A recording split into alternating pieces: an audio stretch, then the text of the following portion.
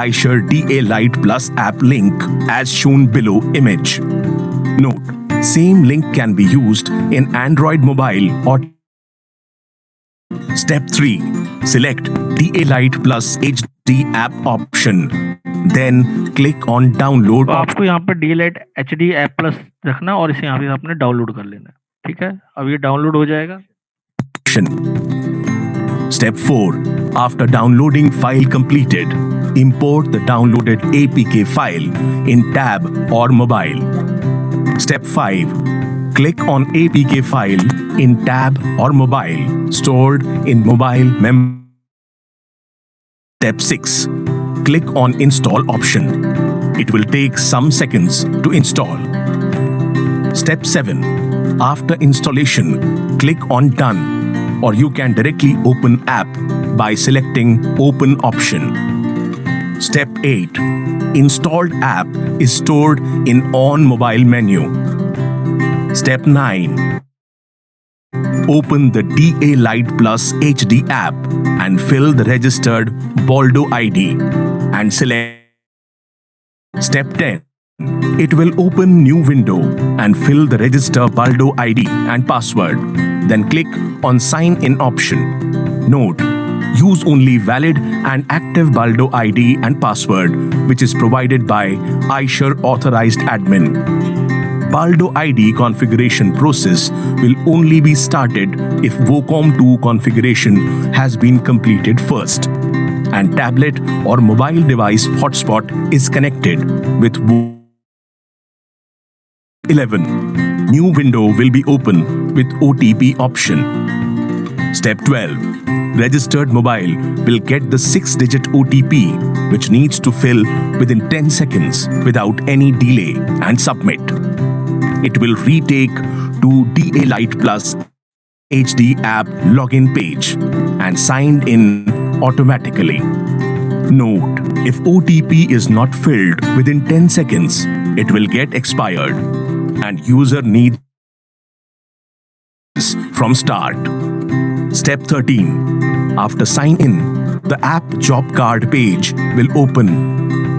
Note, if there is any help or assistance required or any issue or error facing during registration or login, user can click on Need Help and write a mail to diagnostics support at vecv.in. For further use of application features, kindly go. ठीक है,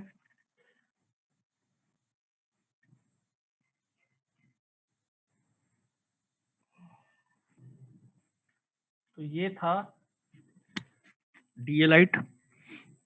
अभी आ जाते हैं अपने PPT पे।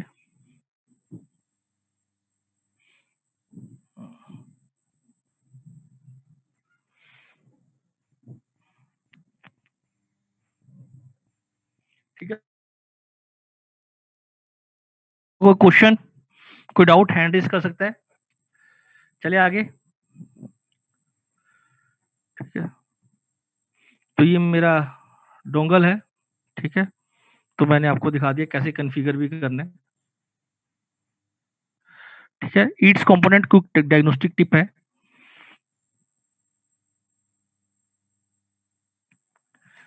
तो कुछ है सेंसर वाला कनेक्टर रिलेटेड फॉल्ट हो सकता है, कुछ है। ठीक है, डीपीएफ सबट्रैक्ट शिफ्ट। ठीक है, डीपीएफ फिल्टर मेरा मतलब पीछे को चला गया है। फिजिकल और केमिकल डैमेज हो सकता है। Suit leak bye heavy crack, तो मतलब कोई हैवी क्रैक होने की वजह से वहां से सूट लीक हो रहा है। ठीक है, एग्जॉस्ट पाइप फेलियर है। टीपी फिल्टर इनलेट और आउटलेट गैस पाइप मेरी एक्सचेंज हो गई है, इनलेट की जगह आउटलेट लगा दी, आउटलेट की जगह इनलेट लगा दी। और फॉल्ट इंजेक्टर, ये कुछ चीजें हैं जिसकी वजह से मेरा डीपीएफ में फॉल्ट आ सकते हैं। स्टक हो जाता है sensors wall connector related fault में आपका क्या होगा, आईटीवी और ईजीआर वॉल अगर स्टक हो जाता है तो वो मेरा सेंसर्स में आ जाएगा, उसके वजह से में सूट लोड बढ़ना शुरू हो जाएगा। ठीक है, अगर मेरा एग्जॉस्ट ब्रेक बंद कंडीशन में खराब हो जाती है, बंद हो जाती है, या टर्बोचार्ज का फॉल्टी हो जाता है, तो उस केस में भी क्या होगा, डीपीएफ सूट लोडिंग मेरा बढ़ जाएगा, बैक प्रेशर आएगा और मेरा डीपीएफ में सूट लोड बढ़ जाएगा।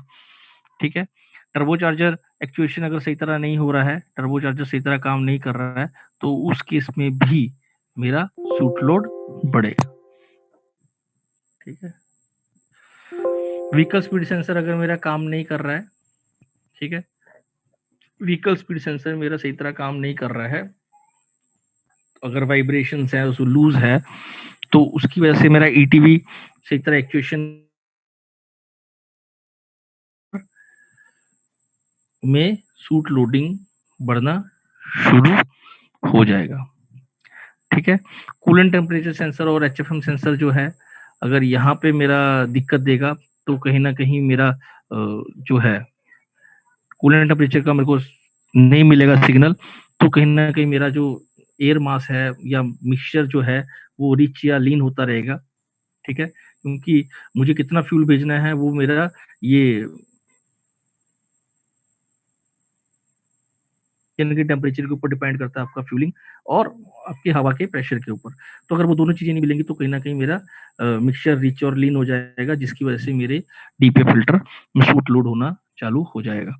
हीट सिस्टम के अगर T4 T5 सेंसर अगर मेरे फॉल्टी हैं, तो मेरा डीओसी सही तरह काम नहीं करेगा, और जिसकी वजह से मेरा डीपीएफ फिल्टर मतलब होना शुरू हो जाएगा, चौक होना शुरू हो जाएगा। ठीक है, और मेरा रीजनरेशन भी नहीं होगा। अगर ये लाइट आ रही है, ये वैसे 80% पे आपकी लाइट आएगी। ठीक है, 80% पे अगर ये लाइट आ रही है, तो मुझे डायरेक्टली सीधा पार्क रीजनरेशन करना है। ठीक है, तो सूट लोड बढ़ रहा है, तो ठीक है, अब अगर ये 90% हो गया, तो ये मेरी रेड कलर की हो जाएगी। तो इस दौरान मुझे इमीडिएटली क्या करना है, पहले डीपीएफ मतलब रीजनरेशन करना है,